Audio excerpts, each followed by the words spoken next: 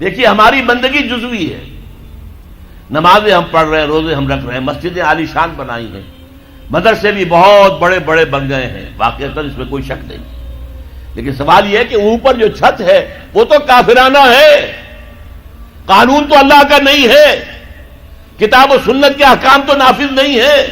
ہاں نماز ہے، روزہ ہے، حج ہے، زکوٰۃ ہے، تو نماز اور روزہ تو ہندوستان میں بھی ہو رہا ہے، وہ تو چند ایک مسجدیں ہیں جنہیں وہ تاریخی اعتبار سے کہتے ہیں کہ یہ ہمارے مندر ہوتے تھے جنہیں مسجد بنایا گیا، ورنہ وہاں پر ہزاروں لاکھوں مسجدیں ہیں، آباد ہیں، لوگ نمازیں پڑھتے ہیں، کوئی روکتا ہے انہیں؟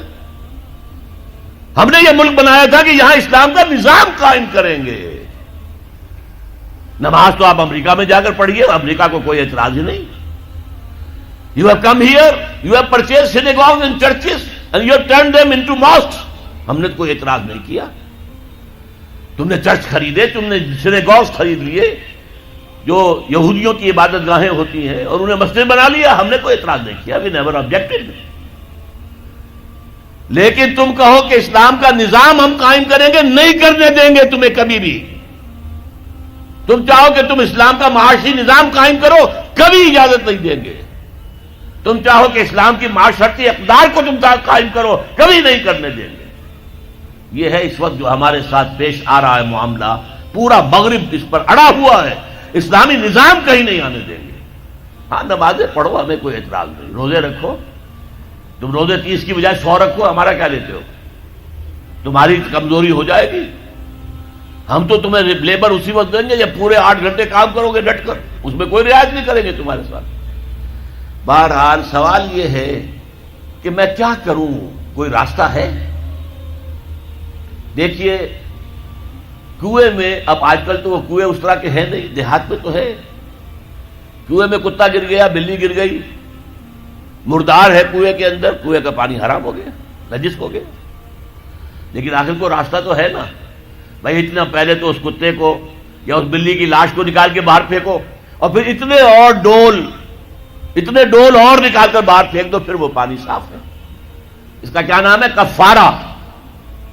اسی طرح رمضان کا روزہ تھا، آپ سے صبر نہیں کیا گیا، اپنی بیوی سے ہم بستری کر بیٹھے دوپہر کے وقت، روزہ ٹوٹ گیا، اب کیا ہے؟ اس کی گناہ کی کوئی بدل بھی ہے؟ ہاں ہے، 60 روزے رکھو اب متواتر پے بپے، 60 روزے، تب کفارہ ہوگا اس گناہ کا، تم نے فرض روزہ توڑ دیا۔ ہاں اگر نفلی روزہ تھا تو توڑ دیا تو صرف اس کی قضا دینی ہوگی بس، فرض روزہ اسے توڑ دیا ہے تو اس کے لیے تو 2 مہینے کے 60 روزے پے بپے رکھنے پڑے۔ تو اب ہم جو کفر کے تحت زندگی گزار رہے ہیں اور اس اعتبار سے اللہ کی نگاہ میں ہم کافر ہیں، لیکن سوال یہ ہے کہ جائیں تو کہاں جائیں، کریں تو کیا کریں؟ نظام کفر کا ہے، قرآن کہتا ہے وَمَن لَّمْ يَحْكُم بِمَا أَنزَلَ اللَّهُ فَأُولَٰئِكَ هُمُ الْكَافِرُونَ۔ جو لوگ قرآن کی، اللہ کی اتاری ہوئی شریعت کے مطابق فیصلے نہیں کرتے وہی تو کافر ہے۔ کافر کسے کہتے ہیں؟ اقبال نے کہا نا، بتوں سے تجھ کو امید ہے، خدا سے نو امیدی، مجھے بتا تو صحیح اور کافری کیا ہے؟ تمہاری ساری امیدیں امریکہ کے ساتھ وابستہ ہیں، وہ مسئلہ طے کرا دے، وہ یہ کرا دے، وہ کرا دے، وہ معاملہ ہمارا، وہی تو سب سے بڑا چور وہی ہے، سب سے بڑا ڈاکو وہی ہے، سب سے بڑا اسلام کا مخالف وہی ہے، اور اسی کے پاس ہم جاتے ہیں۔ قرآن کا فتویٰ تو یہ کہ تم کافر ہو۔ ہاں انفرادی طور پر تم مسلمان ہو، اجتماعی طور پر قومی سطح پر تم کافر ہو۔ وَمَن لَّمْ يَحْكُم بِمَا أَنزَلَ اللَّهُ فَأُولَٰئِكَ هُمُ الْكَافِرُونَ۔ یہ 7واں رکوع ہے سورہ مائدہ کا، اور پھر فرمایا وَمَن لَّمْ يَحْكُم بِمَا أَنزَلَ اللَّهُ فَأُولَٰئِكَ هُمُ الظَّالِمُونَ۔ جو اللہ کے اتارے ہوئے قانون کے مطابق فیصلے نہیں کرتے وہی تو مشرک ہیں، اللہ کے حکم کو چھوڑ کے کسی اور کے حکم پر فیصلہ کر رہے ہو، اس سے بڑا شرک کیا ہوگا؟ اور تیسری مرتبہ فرمایا وَمَن لَّمْ يَحْكُم بِمَا أَنزَلَ اللَّهُ فَأُولَٰئِكَ هُمُ الْفَاسِقُونَ۔ وہی تو فاسق ہیں، فاجر ہیں، وہی تو سرکش ہیں، وہی تو باغی ہیں، وہی تو غدار ہیں اللہ کے، جو اللہ کی شریعت کے مطابق فیصلے نہیں کرتے۔ اب ان 3 آیتوں کی روح سے سمجھ لیجئے ہم کہاں کھڑے ہیں، کیا کر رہے ہیں۔ دیکھیے میں آپ کو ایک مثال دیتا ہوں، ہماری آبادی کا میں سمجھتا ہوں اکثریت تو وہ ہے جو نماز روزے کی بھی پابند نہیں ہے۔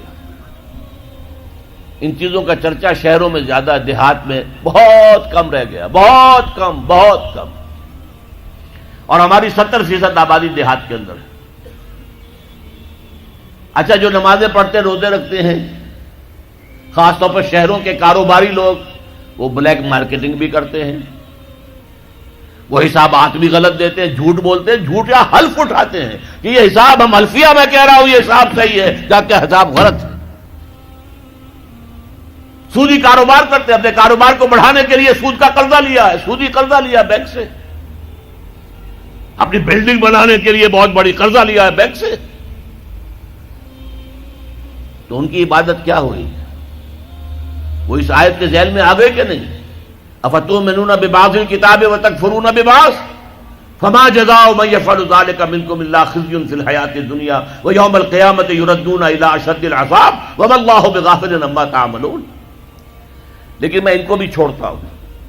فرض کیجئے ایک شخص ہے، نماز پڑھتا ہے پوری 5 وقتہ مسجد میں، رمضان کے روزے رکھتا ہے، اور بھی اللہ توفیق دیتا ہے، ایام 20 کے روزے رکھ لیتا ہے، یا ہفتے میں 2 روزے رکھتا ہے، سوموار کے اور جمعرات کے وغیرہ، زکوٰۃ دیتا ہے، کاروبار بھی سارے حلال کر رہا ہے، حرام نہیں کر رہا، سود میں بھی براہ راست ملوث نہیں ہے، نہ پیسہ سود پہ اوپر بینک میں رکھ کر سود کھایا، نہ سود پر قرضہ لے کر کوئی اپنا کاروبار بڑھایا، نہ کوئی اپنا کارخانہ لگایا، نہ کوئی اپنے بلڈنگ اونچی بنائی،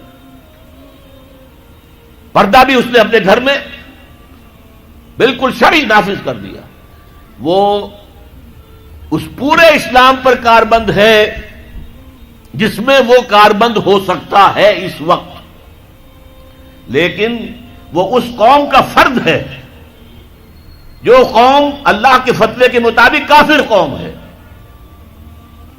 جو اللہ کے فتوے کے مطابق مشرک قوم ہے، جو اللہ کے فیصلے کے مطابق فاسق و فاجر قوم ہے۔ قوم کے فرق تو ہم اسی کے ہیں۔